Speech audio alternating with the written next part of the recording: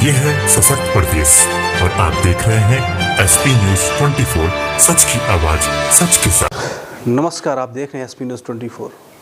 कहते हैं अगर हिंदुत्व की बात आए और हिंदुत्व पे कोई खतरा मंडराता है तो कहीं ना कहीं हमारे समाज के लोग आगे आने की पूर्णतः कोशिश करते हैं। ऐसे ही आज हमारे साथ हैं पृथ्वी फाउंडेशन के संस्थापक मनीष, जिनका यूट्यूब चैनल पर एक बाकायदा एपिसोड चल रहा है रामायण का, जिसमें 1000 एपिसोड बनाने का निर्णय लिया गया है।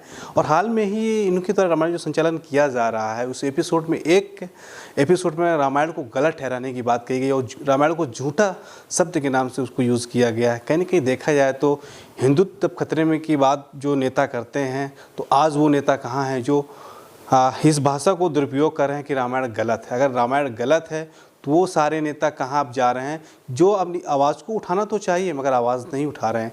इसी में कुछ खास बातचीत करते हैं हम पृथ्वी फाउंडेशन के संस्थापक मनीष राठौर से। किस तरह इस जो टिप्पणी आई कि रामायण झूठी है, इस तरह किस तरह अभी तक किसका किसका सपोर्ट मिला, किसका किसका सपोर्ट नहीं आया, ज़्यादा जानकारी के लिए बात करेंगे मनीष राठौर जी। हाँ मनीष जी, तो पहले तो आपको दिवाली की हार्दिक शुभकामनाएं। धन्यवाद आपको भी। जय श्री राम मित्रों, मेरा नाम मनीष प्रताप सिंह है और हम लोग पृथ्वी फाउंडेशन के लिए काम करते हैं। पृथ्वी फाउंडेशन बनाने का जो बेसिक उद्देश्य था वो लोगों तक फ्री ऑफ कॉस्ट जॉब पहुंचाना था, जिसका काम हम लोग पैन इंडिया लेवल पर कर रहे हैं।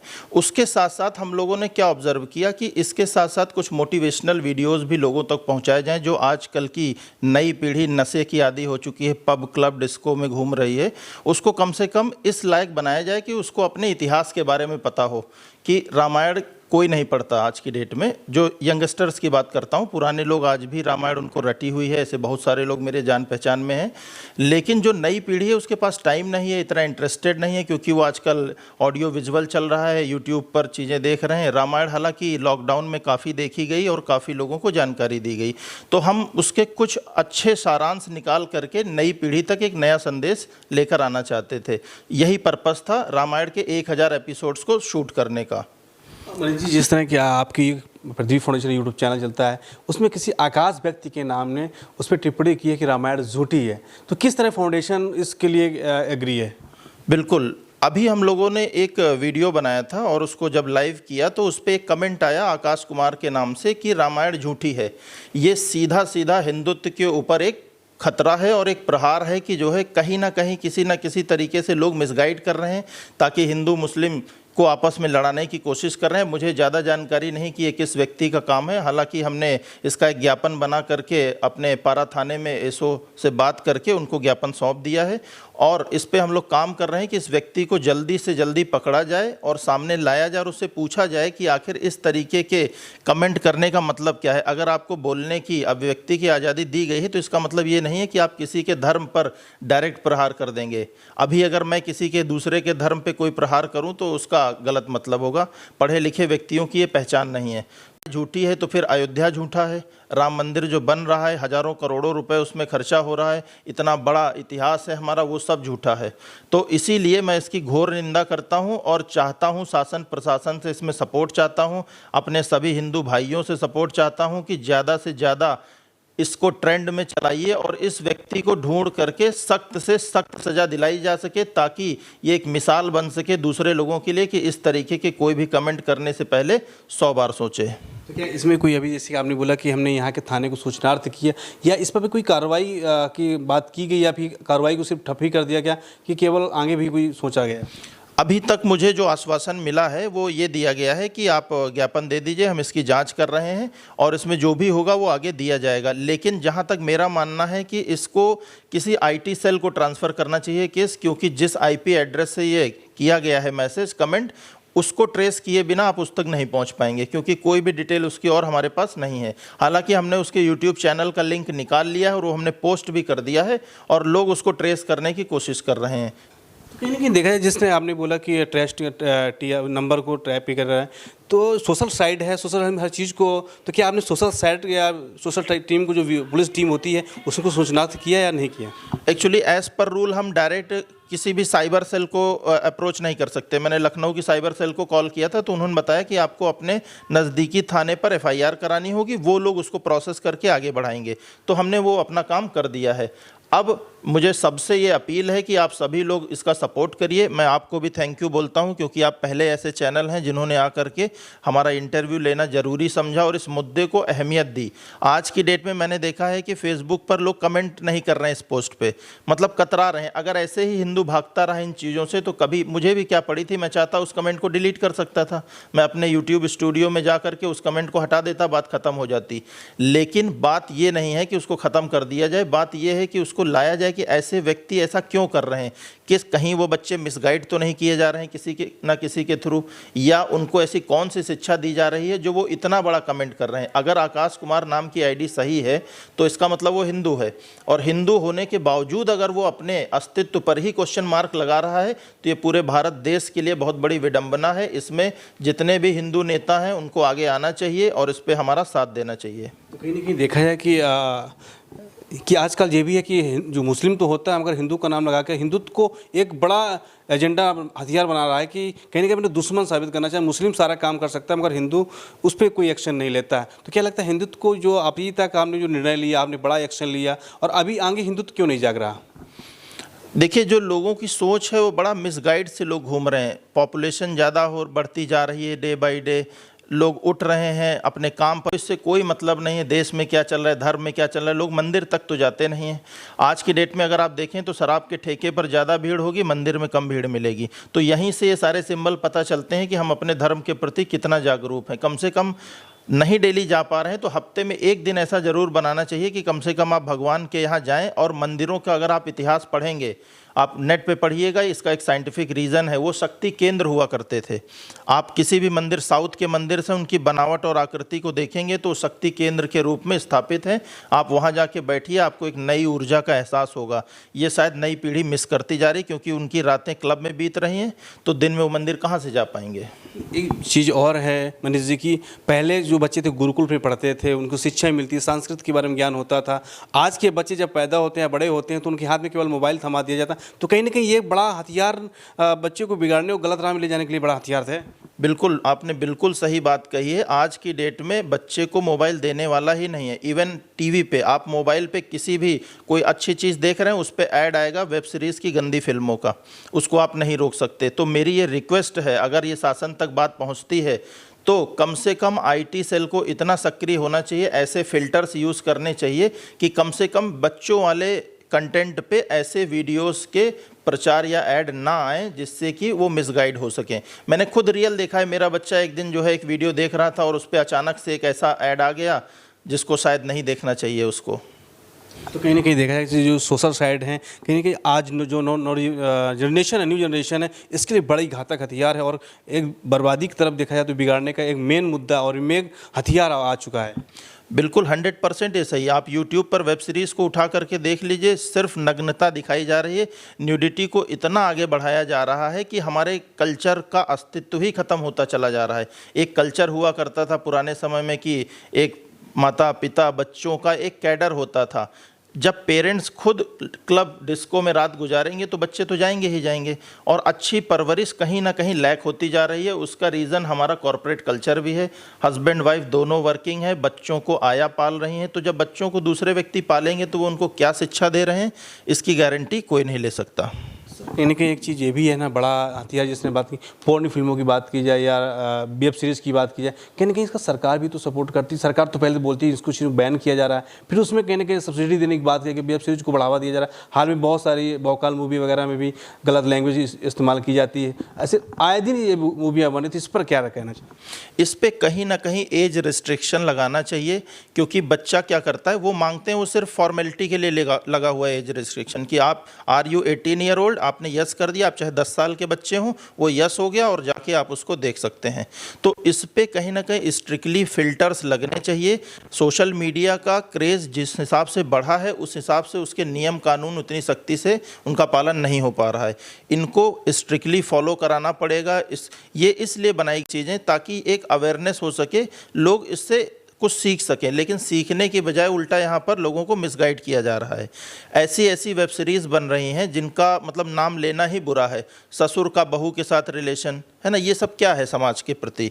आप समाज को मिसगाइड कर रहे हैं। जो कम एज के बच्चे हैं, जो मैच्योर हैं, वो तो इसको समझ सकते हैं, लेकिन जो कम एज के बच्चे हैं वो इसको बहुत गलत वे में ले रहे हैं। हर रिलेशन में एक तरीके से आप कोई भी मूवी उठा के देख लीजिए बॉलीवुड की, और वहीं आप साउथ की मूवी उठा के देख लीजिए, दोनों में आपको ज़मीन आसमान का डिफरेंस मिलेगा। बॉलीवुड की मूवीज़ में आपको सिर्फ नग्नता मिलेगी और साउथ की मूवीज़ में आपको कल्चर देखने को मिलेगा। यही फ़र्क है हमारे समाज में। तो कहीं ना कहीं देखा जाएगा ये जो चलन चला, ये 2000 के बाद का चलन है। उसके पहले भी बहुत सारी मूवी आई, बड़ी अच्छी पारिवारिक मूवी थी जो परिवार के साथ देख सकता था बैठ के इंसान। आज हर व्यक्ति कोई परिवार के साथ मूवी नहीं देख सकता है, बट साउथ की मूवियों में बड़ा अच्छा पहनावा होता है कि वहाँ के भारतीय संस्कृति को दर्शाया जाता है। ऐसा बॉलीवुड में क्यों नहीं? बॉलीवुड में लोगों ने जो कल्चर बना रखा है वो या तो सपोर्ट नहीं करते हमारी हिंदू सभ्यता को, क्योंकि ऐसा कोई व्यक्ति भी नहीं कि जो बाहर से आया हो, लेकिन मुझे जो ऐसा लगता है, जो मेरा पर्सनल व्यू हो सकता है गलत भी हो, ऐसी कोई ना कोई फंडिंग ज़रूर होती है बॉलीवुड को। जो पैसा ऐसे देशों से आता है जो चाहते हैं कि भारतीय सभ्यता के साथ खिलवाड़ किया जाए, इनकी भावनाओं के साथ खिलवाड़ किया जाए और इनके लोगों को इस तरीके से मिसगाइड किया जाए कि ये जनरेशन आगे ना बढ़ पाए। आप देखें बहुत सारे ऐसे ऐसे गेम्स लॉन्च कर दिए गए हैं जिसमें पूरा यूथ वही गेम खेल रहा है आज की डेट में। आउटडोर गेम्स खेलना ही बंद कर दिया, और अगर खेल भी रहे हैं तो सिर्फ इंडोर गेम्स खेल रहे हैं। जैसे पबजी एग्जाम्पल है, चाइना के बहुत सारे ऐसे एप्लीकेशंस बैन कर दिए हैं गवर्नमेंट ने आज की डेट में, बट फिर भी बहुत सारे एक्टिव हैं ऐसे एप्लीकेशंस जो भारतीय सभ्यता के हिसाब से हमारी यूथ को नहीं यूज़ करना चाहिए। तो कहीं ना कहीं देखा जाए मनीष जी कि सबसे जो हथियार की बात की जाए, कहीं न बड़े बड़े गेम्स आते हैं, बच्चों को संस्कृति से पीछे ला रहे हैं, और उसमें जो सांस्कृतिक ज्ञान होना चाहिए वो अपना गेम वगैरह खेलने में ही लगा रहे हैं, और जो वेब सीरीज़ आती है उसमें ध्यान दे रहे हैं। अपनी संस्कृति को यही मेन मुद्दा है कि भूलते जा रहे हैं। बिल्कुल भाई, जब हम अपनी सभ्यता ही हमें नहीं पता होगी। जैसे एक एग्जांपल देता हूँ आपको, पतंग का छोटा सा एग्जांपल है। पतंग तभी तक उड़ती रहती है जब तक वो डोर से बंधी रहती है। जिस दिन अनुशासन खत्म हो जाएगा उस दिन उस पतंग का पतन निश्चित है। ऐसे ही हमारे यूथ का हाल है। यूथ अनुशासन को अडॉप्ट नहीं कर पा रहा है। अपने पेरेंट्स बड़ा होते ही वो अपने आप को स्वतंत्र पाना चाहता है, स्वतंत्रता चाहता है, और जैसे ही वो स्वतंत्र होगा उसकी पतन हो जाएगा, उसका निश्चित है। और अगर हम आप इन मुद्दों को लेकर के आगे नहीं जाएंगे तो हम आने वाली पीढ़ियों के लिए क्या छोड़ के जाएंगे। मैं चाहता इस मुद्दे को दबा सकता था, लेकिन इसको लाना बहुत ज़रूरी है। मैं लास्ट तक फाइट करूंगा, मरते दम तक मैं लड़ता रहूंगा इसके लिए। क्यों? क्योंकि अगर हम आज आवाज़ नहीं उठाएंगे हम भी पीछे हटते चले जाएंगे। कर रहे हैं, क्या लगता है को आपको इसमें सफलता मिलेगी? सफलता मिले ना मिले सेकेंडरी है, लेकिन बीइंग अ ह्यूमन और बीइंग अ रिस्पॉन्सिबल पर्सन, मेरा ये फर्ज बनता है कि गलत चीज़ों को हमें अपोज करना चाहिए, और मैं लास्ट तक इसके लिए फाइट करता रहूँगा। मैं अपने उत्तर प्रदेश के मुख्यमंत्री हमारे योगी जी जो हैं उनको भी मैं ये ज्ञापन दूंगा जा करके रिटर्न में, मैं उनके ऑफिस तक पहुँचाऊँगा। उस पर कार्यवाही हो या ना हो इससे फ़र्क नहीं पड़ता, लेकिन मैं फाइट जारी रखूँगा लास्ट तक जब तक इसका कोई ना कोई निष्कर्ष नहीं निकल आता। कुछ ऐसे नई नीति, शिक्षा नीति के लिए काम, जिस तरह आपकी पृथ्वी फाउंडेशन है लगातार काम कर रही है, आपने बोला सामाजिक मुद्दों के लिए बात कर रही, रोजगार से रिलेटिव बात कर रही, आगे कुछ जो नई शिक्षा पद्धति आ रही उस पर क्या कैसा रहेगा? न्यू एजुकेशन पॉलिसी में मेरी रिक्वेस्ट है सभी से कि ऐसा कुछ हमें शामिल करना चाहिए। जैसे मैं बात करता हूं कि जो हम पुराना सिलेबस पढ़ाते चले आ रहे हैं वो इंडस्ट्री एक्सपर्ट नहीं है। आप आज की डेट में बीए करके बच्चा कौन सा ऐसा स्पेशलाइजेशन पा जाता है जिससे उसको नौकरी मिल जाए। 3 साल एक यूथ अपना देने के बाद नौकरी के लिए भटक रहा है। वही 3 साल अगर हम उसको किसी इंडस्ट्री में ऑन जॉब ट्रेनिंग दें, पढ़ाएं हम उसको, 1 साल 2 साल हमने पढ़ाया और 1 साल उसी में जोड़ दें कि आप प्रैक्टिकल वर्क करेंगे, यानी किसी इंडस्ट्री में जा करके अप्रेंटिस करेंगे। जैसे आईटीआई और पॉलिटेक्निक का जो कल्चर खत्म हो गया हमारे यहाँ से, जबकि आईटीआई बेस्ट है। आप आईटीआई करिए, उसके बाद 1 साल अप्रेंटिस करिए। जैसे आपने फिटर से काम किया, फिटर की ट्रेड में आपने काम सीखा, उसके बाद जब 1 साल आप किसी फैक्ट्री में जाके काम करेंगे तो ये गारंटी है कि आप बेरोजगार नहीं रहेंगे। बेरोजगारी इसीलिए पैदा हो रही क्योंकि कोई अच्छा सिलेबस पढ़ाया नहीं जा रहा, सिर्फ उनको डिग्रियां दी जा रही और डिग्रियों से नौकरियां नहीं मिलती हैं। तो क्या लगता है पढ़ाई चल रही है और बच्चे रोजगार की हमने बात की, तो जो प्रेजेंट टाइम सरकार है वो पहले भी सरकारें रही, रोजगार मिलते रहे। हाल में ही सरकार बच्चों द्वारा अभ्यर्थियों ने बोला है शिक्षा का कोई महत्व है तो मगर रोजगार नहीं निकला है, सरकार द्वारा कोई रोजगार ऐसा नहीं निकला। हाल में ही हमने देखा टेट का पेपर लगा, बहुत से बच्चे आए, बहुत से ट्रेनें भी छोटी, कुछ लोगों को बहुत बड़े घाटे में कोई ट्रेन से करते, कहीं ना कहीं देखा। ये क्या लगता है? थोड़ा सा इसमें 2-3 कमियां रही हैं, जैसे कि जो सेंटर्स भेजे गए अभी वो सेंटर्स बहुत दूर दूर भेज दिए गए, 500 किलोमीटर सेंटर भेज दिए गए। और मैं भी स्टूडेंट रहा हूँ, मिडिल क्लास फैमिली से बिलोंग करता हूँ, कोई अपर क्लास उससे नहीं बिलोंग करता था जब मैं स्टूडेंट था। तो उस समय हमारे पास भी इतने पैसे नहीं होते थे, हम लोग भी बहुत सारे पेपर छोड़ देते थे। इस बार भी बहुत सारे लाखों बच्चों ने पेपर छोड़ दिए। क्यों? क्योंकि सेंटर्स अगर 500 किलोमीटर जाएंगे और हम रेगुलर एग्जाम्स दे रहे हैं, ऐसा तो है नहीं कि हम साल में सिर्फ एक ही एग्जाम देते हैं, या तो एक कॉमन एंट्रेंस कर दें कि एक ही एग्जाम होगा, आपकी वरीयता के हिसाब से आपको नौकरी मिल जाएगी। ऐसा कुछ डिपार्टमेंट्स में हुआ है, लेकिन अभी तक पूरा सेंट्रली नहीं इसको लागू किया गया है। एक सिंगल एग्जाम कर दिया जाए पूरे देश में कि एक सिंगल एग्जाम होगा, आपकी रैंकिंग के हिसाब से आपको स्टेट या सेंट्रल में नौकरी मिल जाएगी, या फिर स्टेट वाइज कर दें उसको। जैसे इस तरह जो सेंटर बनाए गए थे, बहुत से बच्चे शिक्षा के लिए तो बात बढ़ती है, रोजगार के भी लालायित रहते। जो सेंटर इस बार बनाए गए थे, आपने बोला कि दूर नहीं बनाना चाहिए, तो ये सरकार कहीं ना कहीं सरकार की कमी तो नजर आ ही रही है। जो सेंटर बनाता है विभाग, उसमें भी कमी तो नजर आ रही है। अब कहीं ना कहीं कोई ना कोई चूक तो जरूर हुई है, वरना 500 किलोमीटर अगर हम बच्चे के सेंटर भेजेंगे तो मुझे नहीं लगता है कि एक, अब अगर मैं किसान की बात करूं, एक किसान की हालत वैसे ही पहले से खस्ता है देश के अंदर। कहीं ना कहीं कोई प्राकृतिक आपदा आ गई, कोरोना 2 साल रहा, फसलें हो नहीं रही हैं, उतनी उनकी फर्टिलिटी अच्छी नहीं है कि उस मात्रा में उपज मिल सके उनको। तो उस वजह से कहीं ना कहीं जो है, अब किसान के पास खाने के पैसे नहीं है, कपड़े पहनने के पैसे नहीं है, तो वो अपने बेटे को कैसे पढ़ाने भेज पाएगा। तो ये सब चीजें थोड़ा सा मांगती, इन मुद्दों पे काम करना चाहिए। कोई एक्सपर्ट टीम बैठे या ऐसा पैनल बने जो इस स्किल गैप एनालिसिस को ऑब्जर्व करके आगे बढ़ाए। नहीं तो इन चीज़ों के लिए क्या कोई, जैसे कुछ संस्थाएं हैं, सोशल वर्क से संस्थाएं हैं, वो भी टाई अप होकर इन चीज़ों में सहभागिता पूर्णतः निभा सकती हैं? किस तरह? बिल्कुल कर सकती हैं। जैसे आप इम्पैनल करिए एनजीओज को, जो नॉन प्रॉफिटेबल ऑर्गेनाइजेशंस हैं, उनको आप पैनल में काम दीजिए कि आपका काम ये रहेगा कि आप उस गैप को एनालिसिस करिए और उनको फिल्टर करके नया सिलेबस डिजाइन करिए। कुछ एक्सपर्ट ऐसे हमें रखने चाहिए अपने पास जो उस सिलेबस को डिजाइन करके मॉडिफाई करें, जिससे लोगों को रोजगार दिया जा सके। हालांकि गवर्नमेंट कौशल विकास पे अच्छा काम कर रही है, लेकिन कैंडिडेट्स को उस लेवल का जो ट्रेनर क्वालिटी है वो भी मिलना चाहिए, जिससे कि बच्चे ट्रेन होके अच्छे तरीके से प्लेस हो सकें। कौशल विकास से बहुत सी फैसिलिटीज ऐसी होती हैं कि लोग बोलते हैं कौशल विकास सिर्फ नाम का है, वहाँ कुछ सिखाया नहीं जाता, कुछ डिग्रियाँ फर्जी दे दी जाती हैं। कहीं ना कहीं ये भी तो एक बड़ा माइनस पॉइंट आ रहा है। डिग्रियां फर्जी नहीं दी जा सकती, क्योंकि गवर्नमेंट के पोर्टल पे रजिस्ट्रेशन होता है। एक्चुअली इसमें थोड़ा सा विलिंगनेस की भी कमी है। बच्चा अगर खुद से एक्टिव नहीं होगा, इसको बोलते हैं काउंसलिंग। आज की डेट में यूथ को काउंसलिंग की बहुत जरूरत है। यूथ यहाँ भी हाथ पैर मार रहा है, उस फील्ड में भी मार रहा है। 2 नाव पे सवार होने वाला व्यक्ति अक्सर डूब जाता है। उनको 8th 7th में ही क्लियर हो जाना चाहिए कि हमें आगे क्या करना है। अब सोचिए, आप आधी जिंदगी तक बीए करते हैं, बीकॉम करते हैं, बीएससी करते हैं। अब बीएससी बीकॉम का तो फिर भी एक करियर सेट है कि मान लीजिए वो अकाउंटिंग की फील्ड में चले गए, वो साइंस की फील्ड में चले गए, लेकिन बीए का करियर अभी भी खतरे में है। बीए करने के बाद, एमए करने के बाद आप या तो टीचर बने, बहुत स्कोप ऑफ वर्क बहुत कम है। तो उनको कुछ ऐसा सिलेबस डिजाइन करके देना चाहिए जिससे कि वो 3 साल में कोई काम सीख सकें। यही पर्पस है कौशल विकास का।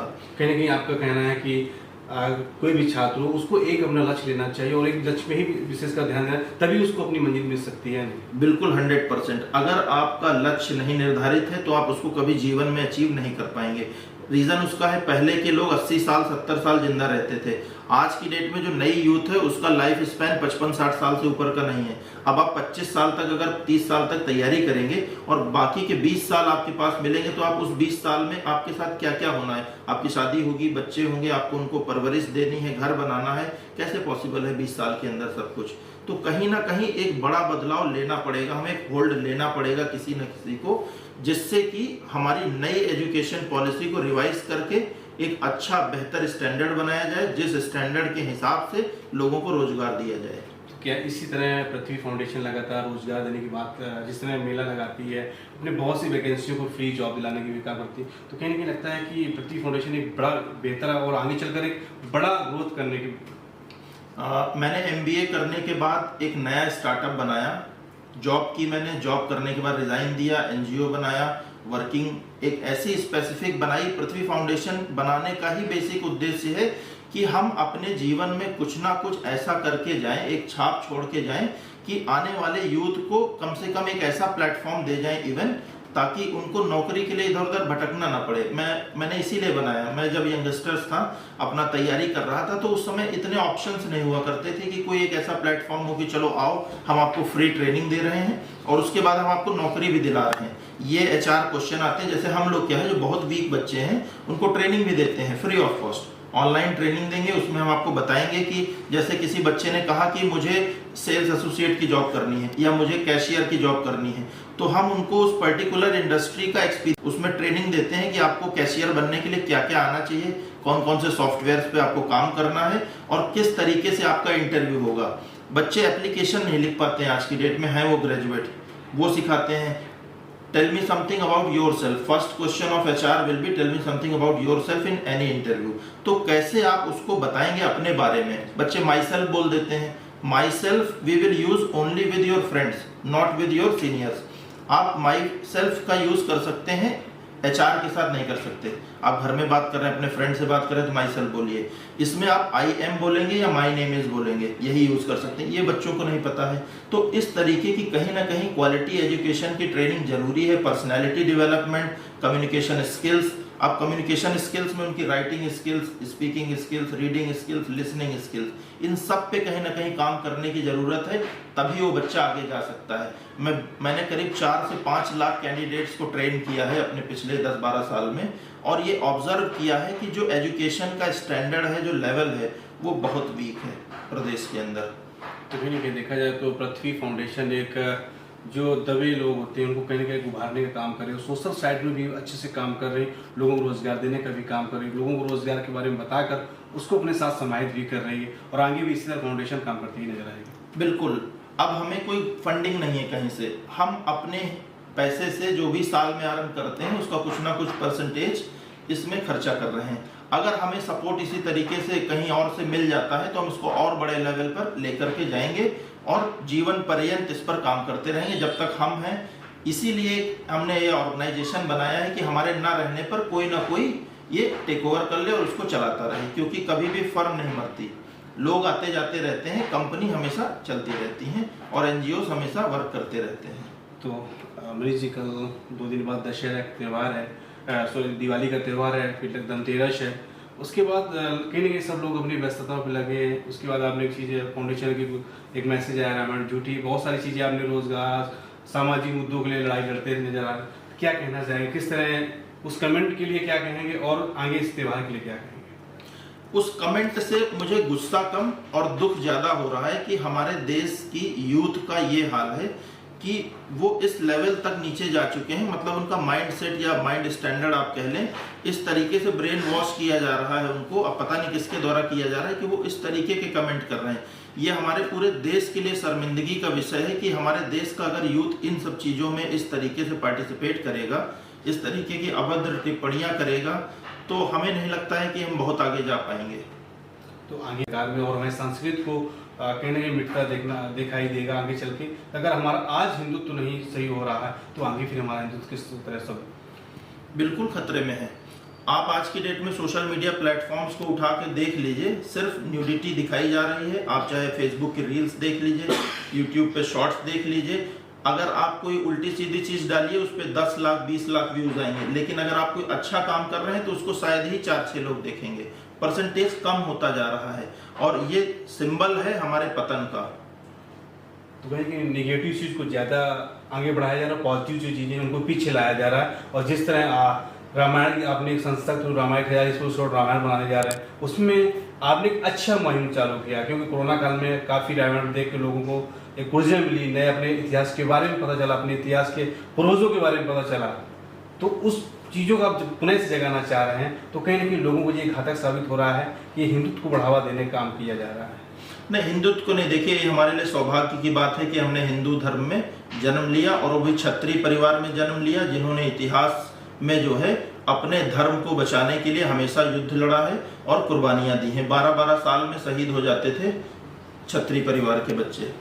तो हम जो हमारा फर्ज बनता है, ये बनता है कि हम अपने धर्म के लिए हमेशा कट्टर रहें, अपने धर्म को आगे बढ़ाते रहें और उसका प्रचार प्रसार करते रहें। सभी लोग यही कर रहे हैं। हम कोई नया काम नहीं कर रहे हैं। रामायण हमारे पूर्वजों द्वारा बहुत बड़ा एक बलिदान है, बहुत बड़ी स्टोरी है, बहुत बड़ी सीख है।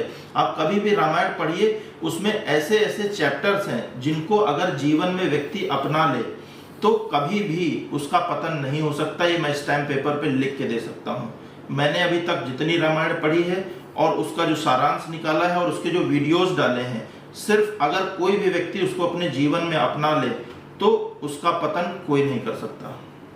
हमारे साथ पृथ्वी फाउंडेशन के संस्थापक मनीष राठौर जी, जिन्होंने जो रामायण को झूठा शब्द बोल के अपमानित करने का कार्य किया गया, उसमें काफ़ी आक्रोशित भी नजर आया कि हिंदुत्व नेता जो बात करते, हिंदुत्व की बात करते, आज नेता चुप क्यों बैठा। आज जो हमारा नवयुवक भाई है लगातार अपनी संस्कृति को भूलता जा रहा है, अपने ऐसे बहुत सी चीज़ें जो हैं मोबाइल में जो देखते हैं उनको उसमें ही विलीन होकर अपनी सामाजिक चीज़ों को ना ध्यान दिया जा रहा है और अपनी पढ़ाई से भी कहीं ना कहीं मुँह मोड़ने का निरंतर काम किया जा रहा है, जिसको आज लगातार हमको असफलता ही मिलती नजर आ रही है। लखनऊ से कैमरामैन मुकेश यादव के साथ SP News 24 के लिए।